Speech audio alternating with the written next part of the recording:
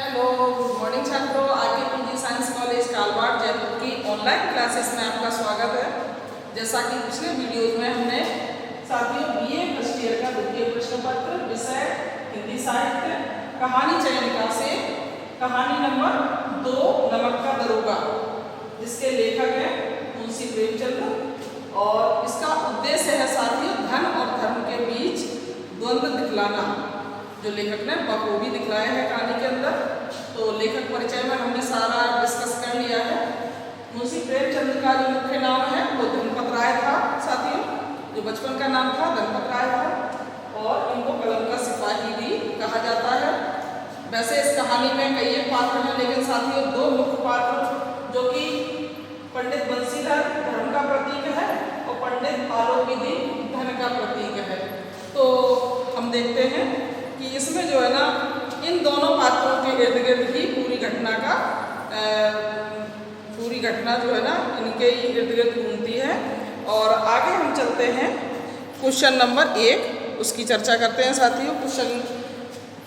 Question number 1 में आपको क्या पूछा गया है देखेंगे आगे।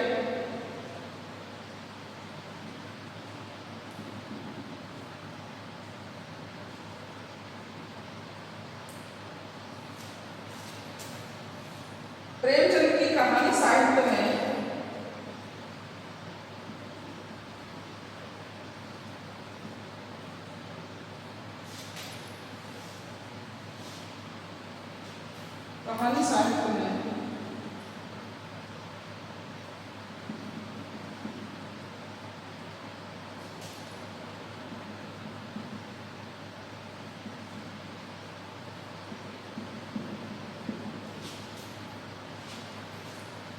व्यक्त उनके उद्देश्य और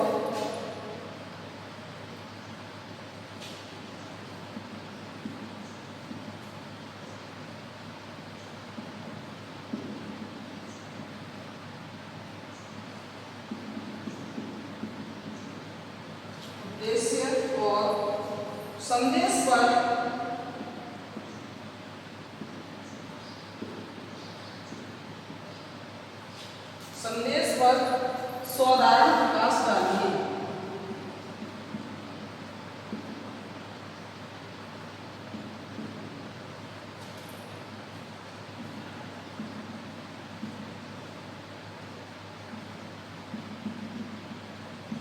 साधारण प्रकाश डालिए। साथियों उत्तर देखेंगे इसका।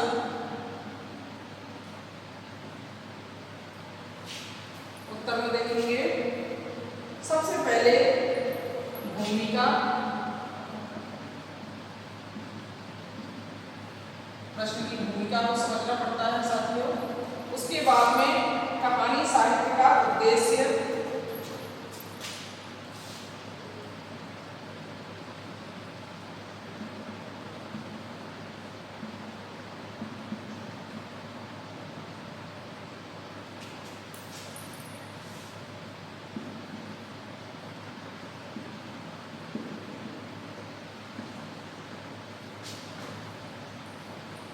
और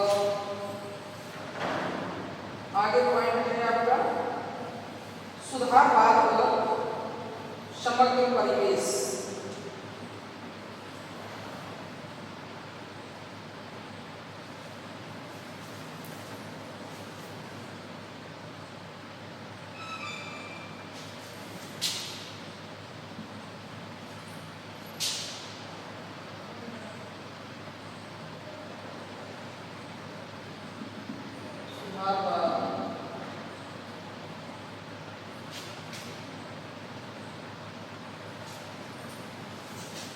और समग्र परिवेश,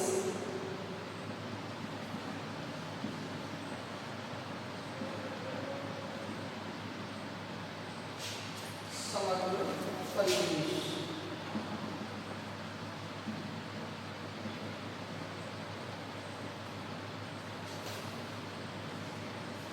तो साथियों इसके बाद में हम देखते हैं कहानियों का जो मूल संदेश है वो क्या है देखेंगे।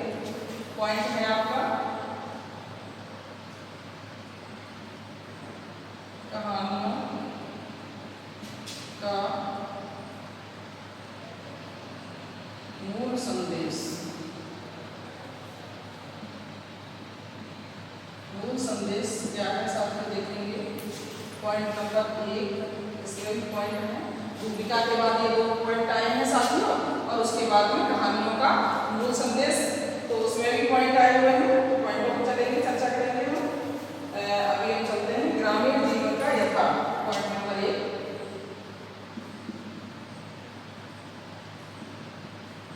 ग्रामीण जीवन का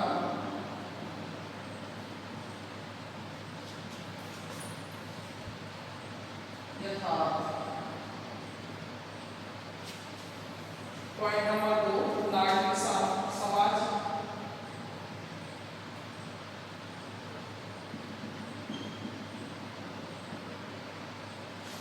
नागरिक समाज।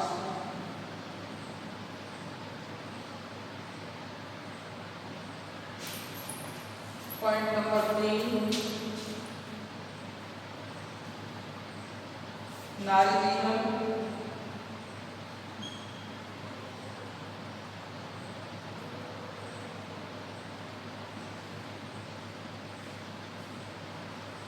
इन सभी पॉइंटों पर साथ में हम चर्चा करेंगे। फिर है पॉइंट नंबर 4, पारिवारिक जीवन।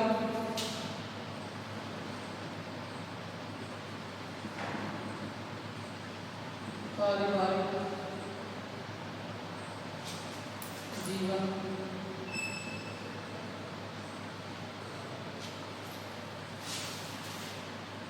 पॉइंट नंबर 5, भारतीय जनजीवन और संदेश।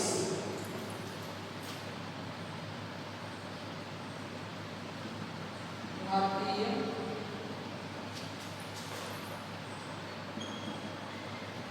जनजीवन और संदेश।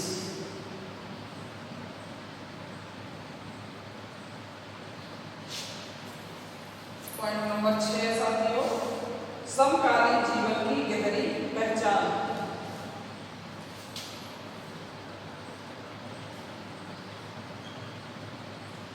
समकालीन जीवन की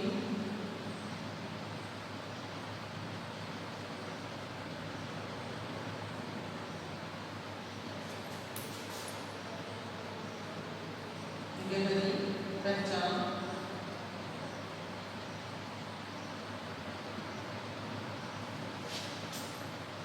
पॉइंट नंबर 7, मानवीय संवेदनाओं की प्रचुरता।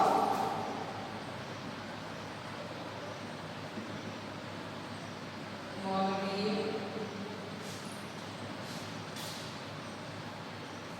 संवेदनाओं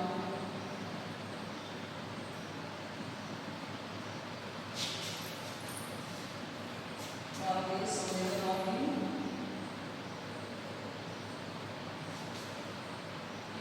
प्रचुरता।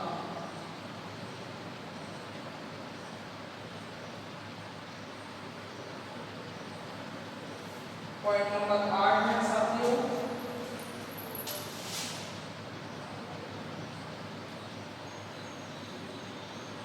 सामाजिक कुरीतियों पर प्रहार।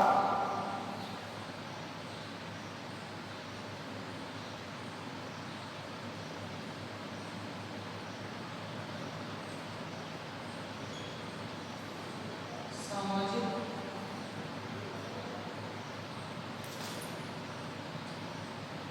कुरीतियों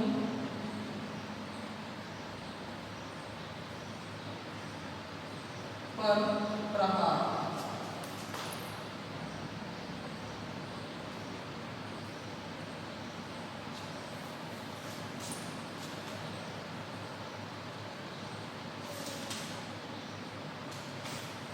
पॉइंट नंबर 9 है साथियों, सुधारवादी दृष्टिकोण से अनुप्रेरित।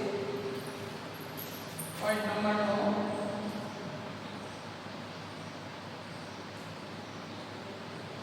सुधारवादी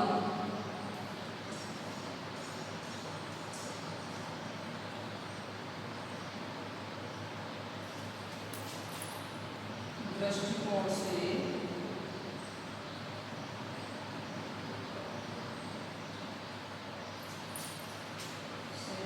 प्रेरित।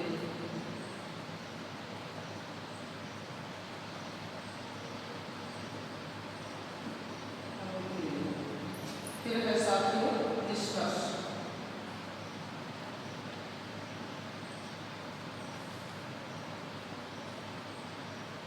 तो अब हम चलते हैं आगे बच्चों, आगे देखेंगे। इसमें 8 पॉइंट आए हुए हैं और उसके बाद में निष्कर्ष आया हुआ है आंसर में। तो अभी हम बात करेंगे सबसे पहले भूमिका की, जो आंसर में भूमिका दी गई है साथियों। तो भूमिका के बारे में हम समझेंगे। भूमिका है साथियों प्रेमचंद का जीवन और उनका व्यक्तित्व। एक त्यागी, तपस्वी और साहसी व्यक्ति का जीवन था साथियों।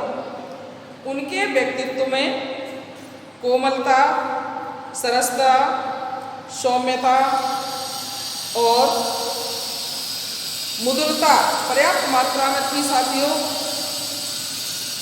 वे विनोद प्रिय जीव थे और साथ ही दृढ़, कर्मठ और परिश्रमी भी थे। उनका मानना था साथियों, उनका कहना था कि जीवन को सुखी बनाना ही भक्ति और मुक्ति है। यानी जीवन को सुखी बनाना ही भक्ति और मुक्ति है।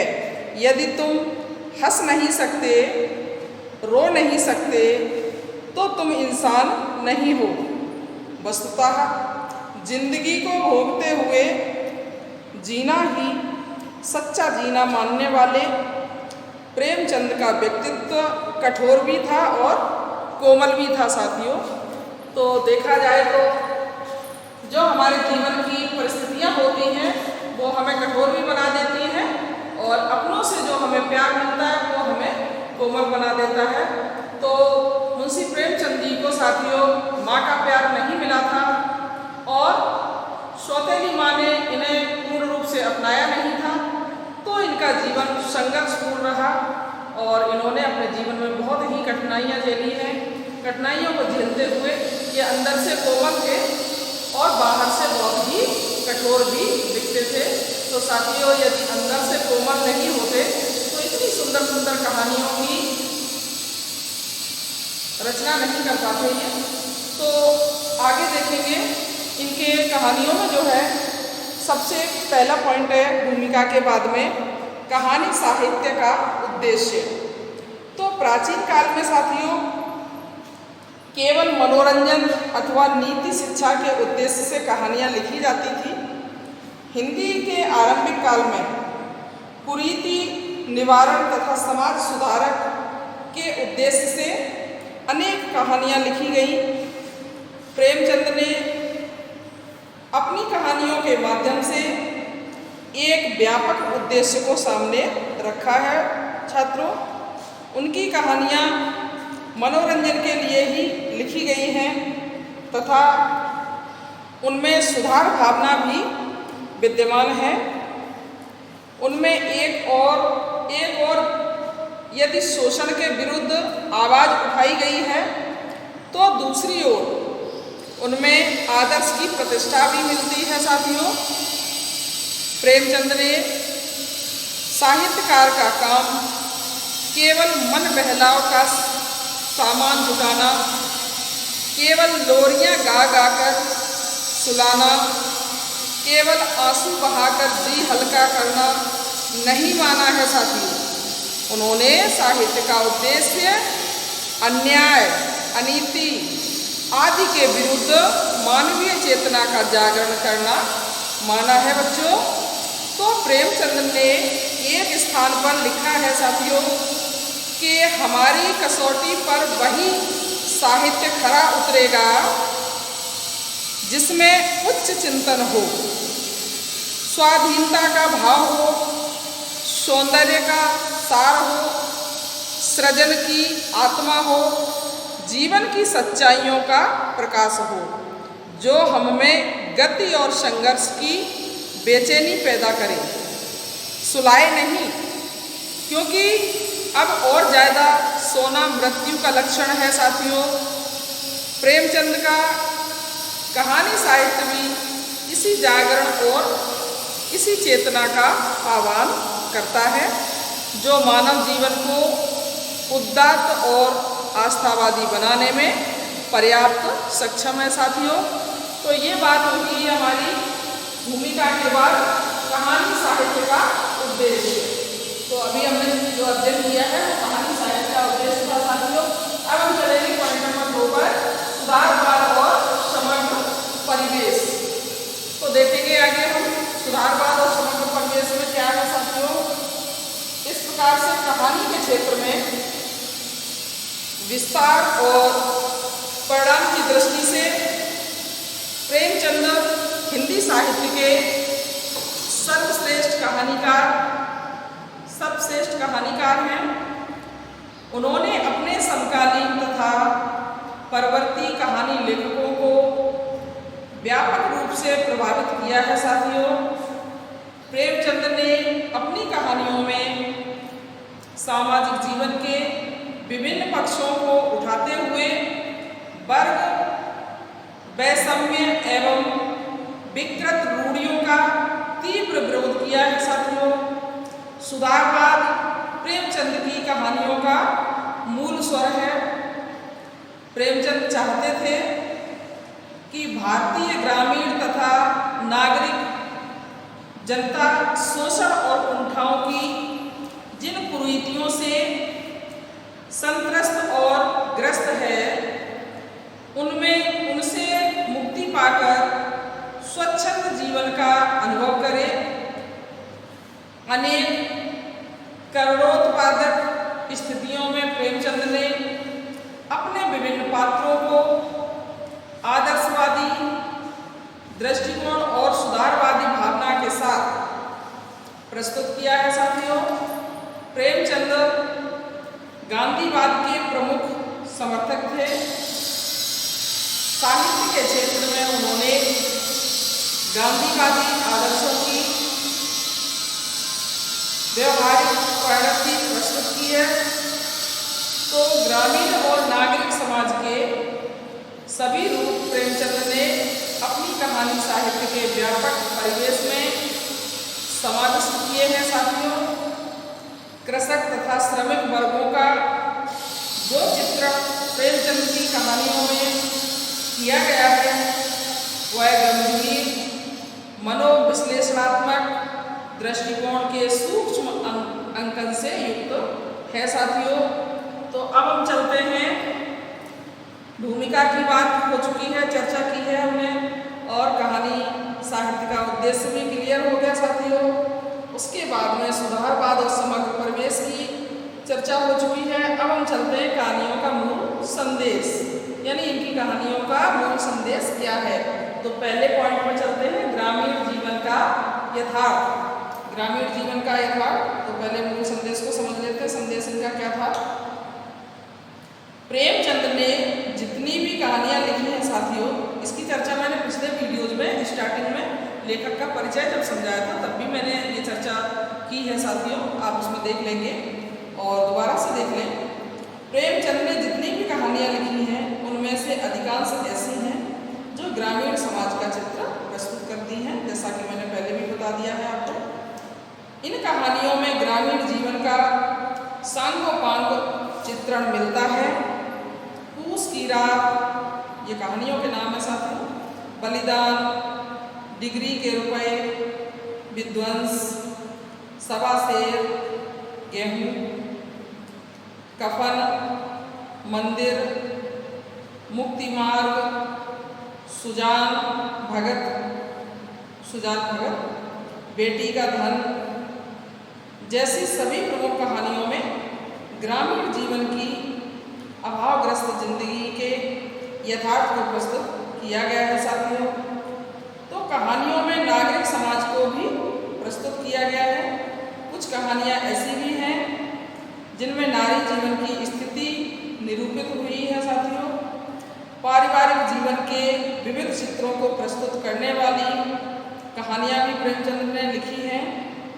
इनकी कहानियों से हमें जो मूल संदेश प्राप्त होता है साथियों, उसे हम निम्न शीर्षकों के माध्यम से समझ सकेंगे।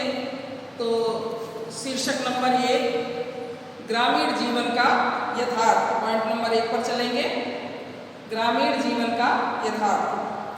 तो साथियों, प्रेमचंद की कहानियों में ग्रामीण जीवन का यथार्थ शैली में अभिव्यक्त हुआ है। ग्रामीण जीवन की विषमता, अभावग्रस्त जिंदगी, विविध समस्या, विविध प्रश्न और जीवन पद्धति को प्रस्तुत करते हुए प्रेमचंद ने मानो यह संदेश दिया है कि ग्रामीण जीवन की उपेक्षा नहीं की जा सकती है, ऐसा उन्होंने कहा है। तो आगे हम चलेंगे साथियों दूसरे पॉइंट पे। पहला पॉइंट ये क्लियर हो चुका है हमारा, ग्रामीण जीवन का यथार्थ। अब हम चलते हैं नागरिक समाज। तो साथियों, कहानी में नागरिक समाज हमें क्या बताता है, क्या दिखाता है, देखेंगे आगे कहानी में।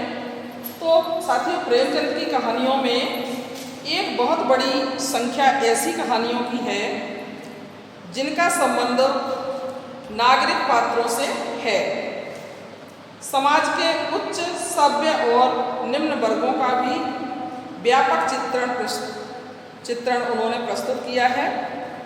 राजनीति नागरिक समाज में जहां दूषित रूप व्याप्त हो गया है, उसे अभिशप्त बनाए दे रही है।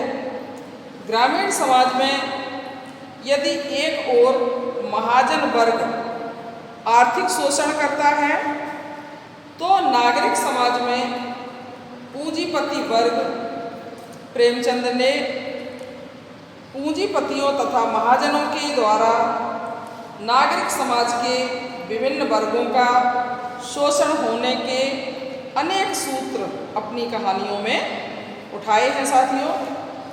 तो प्रेमचंद का यह मानना है कि मिथ्या भावनाओं, कुंठाओं, रूढ़ियों और विकृतियों से समाज ग्रस्त है। इसी के साथ प्रेमचंद ने निम्न वर्ग का भी चित्रण किया है साथियों। तो निम्न वर्ग जो है आपका, वो जिसमें नागरिक अंचलों में रहने वाले श्रमिक वर्ग के पात्र आते हैं।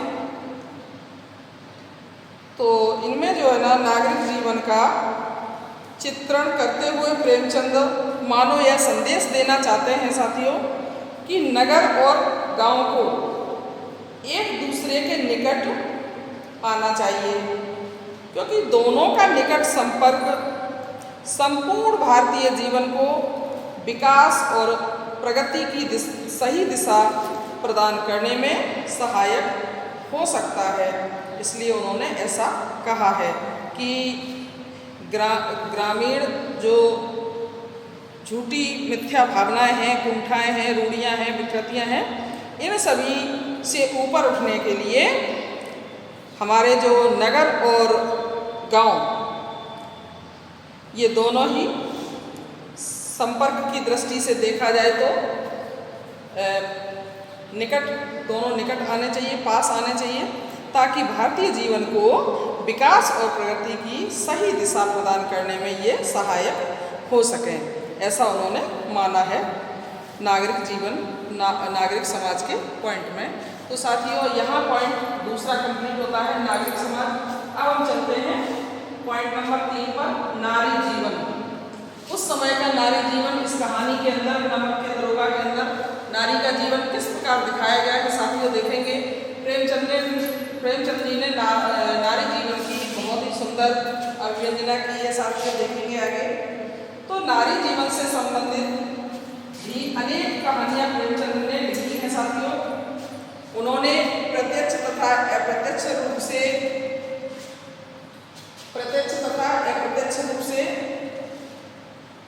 यह संकेत स्पष्ट रूप से प्रस्तुत किया है साथियों कि नारी समाज में नवीन चेतना का जागरण एक युगीन आवश्यकता है और भारतीय समाज में नारी के विकास के साथ साथ निश्चित रूप से प्रगतिशीलता का आविर्भाव होगा। जब तक ऐसा नहीं होगा साथियों, तब तक भारतीय नारी परंपरागत कुरीतियों से ग्रस्त होकर अपना बलिदान करती रहेगी प्रेमचंद्र ने नारी जीवन के विभिन्न पक्षों का विस्तार से चित्रण अपनी कहानियों में करते हुए नारी के सभी रूपों का अंकन किया है साथियों। तो उनके विचार से भारतीय नारी का आदर्श रूप प्राचीन भारत की गरिमा के अनुरूप ही होना चाहिए। इस दृष्टिकोण से वह भारतीय नारी के पाश्चात्य शिक्षा से प्रभावित आधुनिक स्वरूप को वांछनीय नहीं समझते थे। उनका मत था बच्चों, उनका मानना था कि सेवा और त्याग का आदर्श ही नारी जीवन का उन्नयन कर सकता है। सेवा और त्याग, ये दो चीज़ें ऐसी हैं साथियों, सेवा और त्याग, इससे भी नारी का जीवन आगे बढ़ सकता है और नारी के जीवन के अंदर जो है ना जीवन का उन्नयन हो सकता है। तो जैसे आभूषण, घर जमाई, दो सखियाँ, सौभाग्य के कीड़े, प्रेम का उदय, मर्यादा की बेदी, नरक का मार्ग, स्त्री और पुरुष, लांछन तथा दो बहनें आदि कहानियाँ उनके नारी जीवन के आदर्श को अभिव्यक्त करती हैं साथियों। तो नारी जीवन के पिछड़े हुए और अविकसित रूप को प्रेमचंद्र ने कभी भी पसंद नहीं किया था साथियों। वे नारी जाति में जागृत और नव चेतना को विकसित होते हुए देखना चाहते थे। उन्होंने जहाँ जहाँ नारी पात्रों को प्रस्तुत किया है साथियों, वहाँ वहाँ नारी की प्रगति पर जोर भी दिया है और उसके उत्थान का संदेश भी दिया है साथियों। तो ये था इनका नारी जीवन। अब हम चलते हैं साथियों पॉइंट नंबर 4 पर। पॉइंट नंबर 4 में है पारिवारिक जीवन। पॉइंट आपका है पारिवारिक जीवन। तो इस पर चर्चा करेंगे।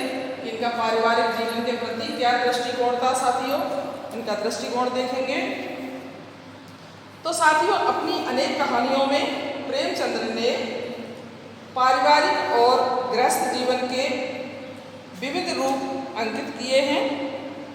प्रेमचंद्र ने स्पष्ट रूप से यह संकेत किया है कि समाज में संयुक्त परिवार प्रथा का इतना ह्रास होगा कि यह लगभग समाप्त हो जाएगी। यानी अभी जो समाज में उस समय जो संयुक्त परिवार की प्रथा चल रही थी, सब एक साथ रहते थे और जीवन जीने का जो आनंद होता है साथियों वो परिवार के साथ ही रहने में होता है, बाकी का तो दुनियादारी है साथियों। तो जो आनंद हमें संयुक्त परिवार में मिलता था वो एकल परिवार में नहीं होता है साथियों। लेकिन आजकल जो है लगभग संयुक्त परिवार की प्रथा लगभग समाप्त सी हो गई है। तो हमारे समाज में सबको एकल यानी अकेले रहने की भावना मन में रहती है कि हम अलग रहें तो हम बहुत प्रगति करेंगे, बहुत उन्नति करेंगे। ऐसा नहीं है साथियों। जब हम किसी बड़े लेवल पर उन्नति करते हैं, बड़े लेवल पे हमारा जीवन आगे बढ़ता है, तो हमारा परिवार ही एक ऐसा होता है जो हमें हमेशा ही सहयोग करता है और परिवार के सहयोग से ही हम जीवन में आगे बढ़ पाते हैं, वरना अकेला व्यक्ति कुछ भी नहीं कर सकता। तो यहाँ जो बात की गई है साथियों परिवार की कहानी के अंदर कि पारिवारिक जीवन, तो देखेंगे आगे यह तथ्य ग्रामीण और नागरिक दोनों ही के संदर्भ में सत्य है साथियों। प्रेमचंद का यह भी विचार है कि नवीन सांस्कृतिक और सामाजिक जागरण के नाम पर पाश्चात्य जीवन का जो अंधानुकरण भारतीय समाज में हो रहा है वह सुधार भावना को तो अवश्य जन्म देता है, परंतु उससे अनेक सामाजिक विकृतियां भी उत्पन्न होती हैं साथियों।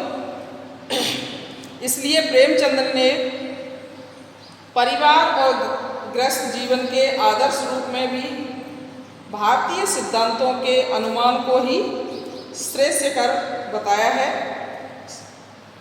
तो अनेक मनोवैज्ञानिक दृष्टिकोण प्रधान कहानियों की रचना करके प्रेमचंद्र ने अपने इस विचार की पुष्टि की है साथियों, जैसे कि वज्रपात, मनोवृत्ति, बड़े घर की बेटी, नमक का दरोगा, माता का हृदय, अलगोजा तथा अमावस्या की रात आदि कहानियाँ इसी शैली की हैं साथियों। तो पारिवारिक जीवन के संदर्भ में प्रेमचंद का संदेश भारतीय संस्कृति के अनुरूप है साथियों। तो आगे हम चलते हैं, ये चौथा पॉइंट आपका कंप्लीट हो चुका है बच्चों। आगे चलेंगे हम पॉइंट नंबर 5 की चर्चा करते हैं। पॉइंट नंबर 5 है आपका भारतीय जनजीवन और संदेश। भारतीय जनजीवन और संदेश, इसमें देखेंगे साथियों भारतीय जनजीवन और संदेश में लेखक हमें क्या बताना चाह रहा है। तो आगे देखेंगे, प्रेमचंद ने अपनी कहानियों में भारतीय जनजीवन के प्रति गहरा संदेश दिया है। मुंशी प्रेमचंद ने अपने कहानी साहित्य में शताब्दी के प्रथम 3 दशकों में पूरे भारत को प्रस्तुत किया है। भारत का जितना विराट स्वरूप प्रेमचंद की कहानियों में देखने को मिलता है साथियों, उतना अन्य किसी लेखक की रचनाओं में चित्रित नहीं हुआ है। प्रेमचंद ने अपनी कहानियों में यदि एक ओर भारतीय परंपरागत आदर्शों, विशेष रूप से त्याग, सेवा और बलिदान का समर्थन किया है, तो दूसरी ओर परंपरागत कुरीतियों के त्याग का भी समर्थन किया है। तो पाश्चात्य सभ्यता और संस्कृति के अंधानुकरण को प्रेमचंद्र ने भारतीय समाज के भावी विकास के लिए श्रेयस्कर नहीं बताया है। वर्ग विभाजन के प्रति प्रेमचंद का दृष्टिकोण आर्थिक और सामाजिक तत्वों पर आधारित है साथियों। किसी भी रूप में प्रेमचंद्र ने किसी भी प्रकार के शोषण का समर्थन नहीं किया। पूंजीवादियों के शोषण के विरुद्ध, जो पूंजीपति हैं, उन पूंजीपतियों के शोषण के विरुद्ध उन्होंने विशेष रूप से आवाज़ उठाई है साथियों, और उनके द्वारा होने वाले शताब्दियों के शोषण कार्य को प्रेमचंद ने हेय बताया है। इसी प्रकार से महाजन वर्ग के शोषण का भी उन्होंने विरोध किया है साथियों। प्रेमचंद का अनुमान है कि समाज में सबसे अधिक पीड़ित वर्ग मध्यम वर्ग है, जो मिथ्या आडंबर, विकृत शिक्षा तथा अदूरदर्शिता के कारण स्वयं को संकट में डाले हुए हैं। निम्न वर्ग की मुख्य समस्या अशिक्षा है साथियों। ग्रामीण समाज में यदि शिक्षा का प्रचार हो जाए तो अधिकांश सामाजिक दुर्गुण वैसे ही समाप्त हो जाएंगे साथियों। तो नारी जीवन की समस्याओं, अछूतों की समस्याओं, पारिवारिक समस्याओं, नैतिक समस्याओं के साथ साथ मनोवैज्ञानिक समस्याओं के प्रति प्रेमचंद का दृष्टिकोण व्यवहारिकता लिए हुए है साथियों। तो ये हमने देखा है, अध्ययन किया है भारतीय जनजीवन और संदेश, यानी भारतीय जनजीवन को क्या संदेश देना चाहते हैं हमने अध्ययन कर लिया है। अब हम चलते हैं साथियों पॉइंट नंबर 6। पॉइंट नंबर 6 में क्या बताया गया है देखेंगे आगे। समकालीन जीवन की गहरी पहचान। पॉइंट नंबर 6 है साथियों, समकालीन जीवन की गहरी पहचान। आगे देखेंगे इसमें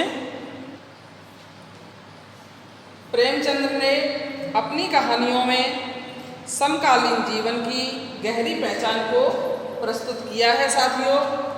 वे इससे मानो यह संदेश देना चाहते हों कि जो कलाकार अपने जीवन के जितना अधिक निकट होगा उतना ही अधिक सफल और सच्चा निरूपक कहा जाएगा। यथार्थ की पहचान दो स्तरों पर होती है साथियों। एक तो समकालीन जीवन में लक्षित होने वाले संबंधों और प्रसंगों, समस्याओं, घटनाओं, हलचलों आदि की स्वीकृति के स्तर पर, और दूसरे इन संबंधों, प्रसंगों, समस्याओं, घटनाओं और हलचलों आदि के मूल में कार्य कराने वाली केंद्रवती चेतना की समझ के स्तर पर। तो साथियों, वास्तव में असली यथार्थ दृष्टि इस दूसरे रूप में ही दिखाई पड़ती है। प्रेमचंद्र के यथार्थ में इस केंद्रवती चेतना की पहचान भी और उस चेतना के दबाव में प्रतिफलित होते हुए अनेकानेक रूपों की व्याप्ति भी देखी जा सकती है बच्चों। इसलिए यह कहा जा सकता है कि जहाँ प्रेमचंद्र ने अपने समय के भारतीय समाज के अनेक वर्गों के पात्रों, उनके आपसी संबंधों, उनसे संबद्ध विविध समस्याओं, नवीन घटनाओं और परिस्थितियों, व्यापारों और भावात्मक चिंतनात्मक स्थितियों का बड़ा प्रामाणिक चित्र खींचा है इन्होंने। वहीं इन सारी चीज़ों को प्रभावित करने वाली केंद्रवती अर्थ चेतना को भी सर्वत्र रेखांकित करने का सफल प्रयास किया है साथियों। तो आगे हम चलते हैं। पॉइंट नंबर 6 आपका कंप्लीट हो गया है, समकालीन जीवन की गहरी पहचान। अब हम चलते हैं पॉइंट नंबर 7, मानवीय संवेदनाओं की प्रचुरता। पॉइंट नंबर 7, मानवीय संवेदनाओं की प्रचुरता। तो साथियों, इसमें देखेंगे प्रेमचंद्र ने अपनी कहानियों के माध्यम से मानवीय संवेदना को स्वीकार करने और उनके ग्रहण करने का विशिष्ट संदेश दिया है साथियों। पूस की रात, कफन, शतरंज के खिलाड़ी, बड़े भाई साहब और बड़े घर की बेटी आदि कहानियों में मानवीय संवेदना को विशेष महत्व दिया गया है। ठीक भी है, क्योंकि कहानी का कोई न कोई पक्ष मानवीय संवेदना से अनिवार्यतः जुड़ा रहता है और रहना भी चाहिए। इस दृष्टि से साथियों, पूस की रात कहानी मुंशी प्रेमचंद की श्रेष्ठतम कहानियों में गिनी जाती है, क्योंकि इसमें हल्कू की संवेदना को जिन परिस्थितियों में रखकर कहानीकार ने उबारा है वे अत्यधिक स्वाभाविक और सटीक हैं। हल्कू को अपने साथ ही अपने कुत्ते का भी पूरा ध्यान है, तभी तो वह प्यार से कहता है, आज तो जाड़ा खा ले, कल से यहाँ पुआल बिछा दूंगा, उसी में घुसकर बैठना। तो यहाँ साथियों, इन शब्दों से पता चलता है कि मानवीय संवेदना की पराकाष्ठा वहाँ मिलती है जब वह जबरे की दुर्गंध को सहकर भी उसके शरीर से प्राप्त गर्मी को त्यागना नहीं चाहता। तो कहानीकार ने साथियों हल्कू के इस आचरण के विषय में यह मानने को तैयार नहीं कि उसने गरीबी से परेशान होने के कारण वैसा किया, बल्कि यह कहते हैं नहीं, इस अनोखी मैत्री ने जैसे उसकी आत्मा के सब द्वार खोल दिए थे और उसका एक एक अणु प्रकाश से चमक रहा था। ऐसा मुंशी प्रेमचंद ने जो कहानी है आपकी, कौन सी कहानी थी वो, अभी आपने जो पढ़ा था हल्कू, पूस की रात। तो पूस की रात हमने बहुत बार पढ़ी है कहानी साथियों। हल्कू और जबरा, जबरा कुत्ते का नाम था, हल्कू किसान था, उसके बारे में हमने बहुत जानकारियाँ ली हैं पहले भी, तो उसी की बात हो रही है साथियों। अब हम चलते हैं पॉइंट नंबर 8 पर। तो पॉइंट नंबर 8 है आपका बच्चों, सामाजिक कुरीतियों पर प्रहार। तो आगे इस कहानी में सामाजिक कुरीतियों पर प्रहार कैसे किया गया है देखेंगे आगे चलते हैं पॉइंट नंबर 8 पर। तो साथियों, प्रेमचंद की कहानियाँ इस बात की गवाह हैं कि सामाजिक बुराइयां न केवल अमानवीय हैं बल्कि विकास की गति को भी रोकती हैं, अतः इन्हें दूर रखना चाहिए।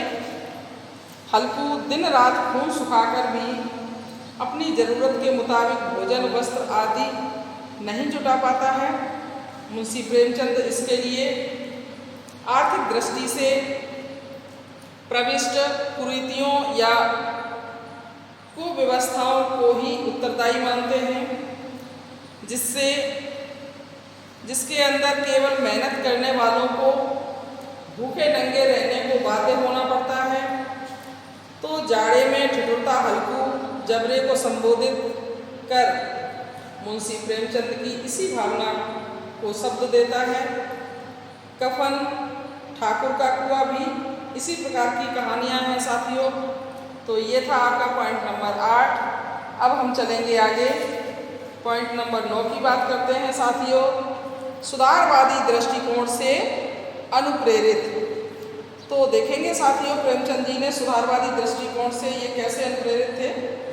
तो साथियों, प्रेमचंद ने सदा ही कला के सौदेश्य होने का समर्थन किया है। उन्होंने अपनी कहानियों में अनेक ऐसे पात्रों को भी चित्रित किया है जो अमानवीय विचारधारा को लेकर बढ़ते हैं। शास्त्रीय भाषा में इसे ही खल पात्र कहा गया है साथियों। पर मुंशी प्रेमचंद का अंतिम उद्देश्य मानवीय विकृतियों में परिष्कार लाना था। वे मनुष्य को यदि देवता नहीं मानते थे तो दानव भी मानने के पक्ष में नहीं थे साथियों। पर मानवीय कोमल भावनाओं पर छाई काई को वे हटा देना चाहते थे, जो मानव जीवन के सामूहिक सुख के मार्ग को बाधामय बना डालती है। पर धीरे धीरे मुंशी प्रेमचंद ने अपनी रचनाओं में इस सुधारवादी दृष्टिकोण को साथियों गौड़ कर व्यंग में बदल दिया है। तो अब आप समझ गए होंगे कि यहाँ 9 पॉइंटों की चर्चा हो चुकी है साथियों। अध्ययन कर लिया है आपने सुधारवादी दृष्टिकोण से अनुप्रेरित। तो किस प्रकार ये सुधारवादी दृष्टिकोण से अनुप्रेरित थे साथियों। अब हम चलते हैं कहानी के निष्कर्ष पर चर्चा करते हैं। तो साथियों, कहानी के निष्कर्ष पे हम चर्चा करेंगे, देखेंगे आगे कि इसमें निष्कर्ष तौर पर लेखक क्या बता रहा है। तो समग्र विवेचनापरांत कहा जा सकता है साथियों कि प्रेमचंद मानवतावादी कलाकार थे और उद्देश्य प्रदान कहानियाँ लिखने में विशेष कुशल थे। वे ईमानदारी, समानता, प्रेम, सहानुभूति और इन्हीं से मिलते जुलते जीवन मूल्यों के पक्षधर थे। उन्होंने अपने कहानी साहित्य में इन्हीं सब प्रवृत्तियों, धारणाओं और विचारधाराओं को यथार्थ शैली में प्रस्तुत करके अपनी संदेशमूलक प्रवृत्ति का परिचय दिया है बच्चों। इन सब कारणों से कहानीकार के रूप में प्रेमचंद विशिष्ट माने जाते हैं। तो साथियों, आपकी नमक का दरोगा कहानी का जो उद्देश्य पूछा गया था और संदेश पर सौदागर प्रकाश पूछा गया था, तो कहानीकार प्रेमचंद ने इसके संदेश को और उद्देश्य को कंप्लीट तौर पे पूरा कर दिया है और आपने इसको अध्ययन करके समझ लिया है साथियों। यहीं पे आपका नमक का दरोगा नामक कहानी का पहला क्वेश्चन समाप्त होता है साथियों। अब हम चलते हैं आगे